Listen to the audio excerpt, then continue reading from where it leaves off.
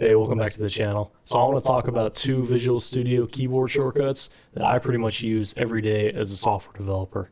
So if you're ever in a project like this, and for me this is just a home controller on a out of the box ASP.NET Core web app, you can see that I have regions set up like this.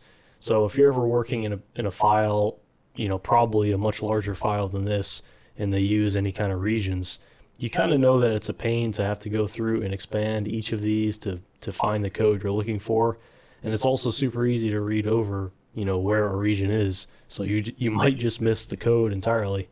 So the first shortcut is Ctrl M L. And what that does is it automatically expands all of the regions in the file. And this keyboard shortcut I use literally every day because it's super helpful because, again, it's way too easy to miss a region like that because it's really easy to read over because it's kind of like a white or like a gray color. So if you're in a file and you're looking for a property or something like that, you may just miss it because it's contained in a region. So if you don't use the keyboard shortcut of Ctrl ML, you have to go to Edit, and then is it outlining? Outlining, and toggle all outlining. And obviously, because we did the opposite, it's going to do the opposite of expanding the regions. It's going to close them. So we want to expand them again. But yeah, so it's kind of nested pretty far in there in the menu options. So honestly, I don't even remember where it is some of the time just because it's not really intuitive for me to do that when I'm entering a file. So I use the shortcut Ctrl ML. The second shortcut that I want to talk about is Ctrl K D. Now what that does is, again, if you're ever working in a file and you just notice things are kind of off about it in terms of the spacing, like you can see here there's an extra space after the bool. Oh, this is a good one. If you ever don't see a space after an if statement like that, that's a pretty common one that you may actually see.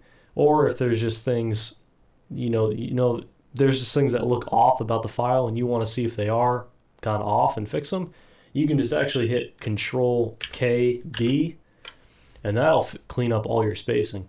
So again, that removed the space there, that added the space after the if statement. But the only thing this doesn't do, which you probably should change, is if you're using any kind of link and you like to space them down on a new line, it actually won't move the spacing here, so it'll just leave the two lists hanging out, which is probably not ideal. So if you see that, you probably should move it.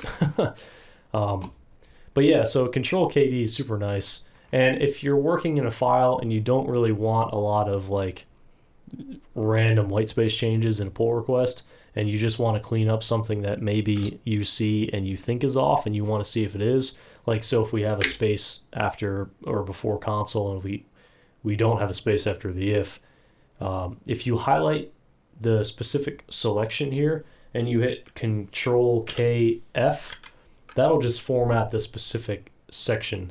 Again, that has its place, but I typically just do Control KD because it's a little faster than highlighting, and I know that the whole file is taken care of.